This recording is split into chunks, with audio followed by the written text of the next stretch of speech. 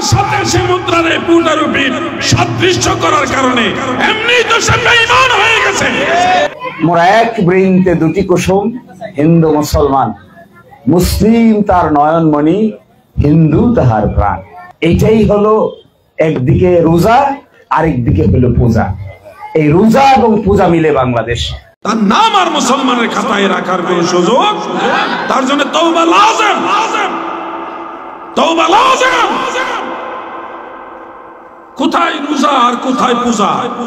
শিরকি একটা কাজের সাথে নিয়ে আল্লাহর বিধান রোজার সাথে ম্যাচিং করছে শুধুমাত্র হিন্দু ভাইদের ভোট পাওয়ার জন্য।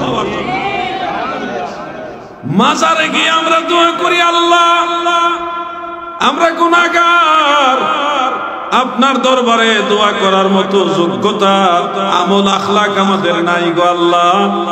এই জন্য আপনার ওলির দরবারে আসছি, আপনার ওলির উসিলায় আমার মনের আশা পূর্ণ করেন। এই জন্য আমরা মাজারে যাই।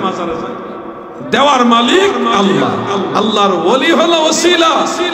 সেই আল্লাহর ওলির মাজারে গেছি, এতে শিরক, বিদআত, মাজার পূজারি, ভণ্ড কত ট্যাগ লাগাইলেন।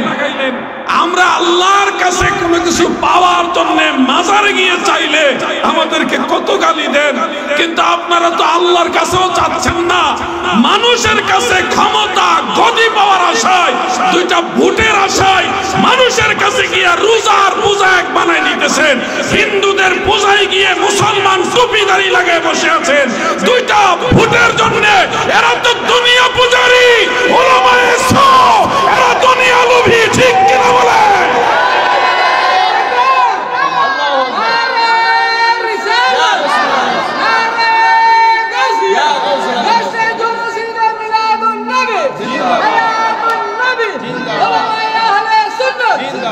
আমার ভাইরা, আপনারাই বলুন, ক্ষমতা দেওয়ার মালিক কে? ক্ষমতা নেওয়ার মালিক কে? আমাদেরকে বহুভাবেই তো বলেন আপনারা যে আমরা আওয়ামী লীগের দোষর, বিভিন্ন ভাবেই তো বলেন। আমরা এখানে শুনে ওইখানে বের করে দিই, কারণ এগুলি নিরর্থক কথা। আমরা যদি সামান্য, প্রত্যেক সরকার থাকলে তার দুই একটা ভালো জিনিস নিয়ে আলোচনা করতে হয় উৎসাহের জন্য। আমার আগের বক্তাও তো কিছু বিষয় নিয়ে পজিটিভলি বর্তমানের সরকারের বা বিভিন্ন দলের প্রশংসা করেছে।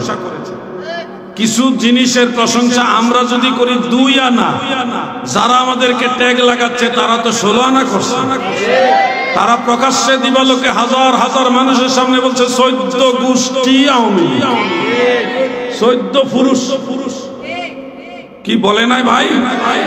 তারা এখন হইছে, তারা হইছেন হক্কানি, আমরা হইছি ফ্যাসিস্ট। কি আজীব দুনিয়া রে ভাই। এজন্য বলছি নিন্দাচার করবেন না। ক্ষমতা দিবে আল্লাহ, নিবেও আল্লাহ। আমরা সুন্নিরা কখনো ক্ষমতার পিছনে দৌড়াইছি না। চট্টগ্রামের আহলে সুন্নাহ ওয়াল জামাতের যত নেতৃবৃন্দ আছে তারা ক্ষমতার পিছনে দৌড়াই না লোক না।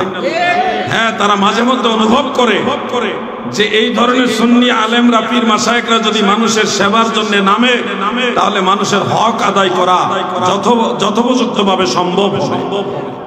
কিন্তু ওই যে রোজার পূজা বানায় এক, এদের কাছে যদি ক্ষমতা যায় এরা কি করবে?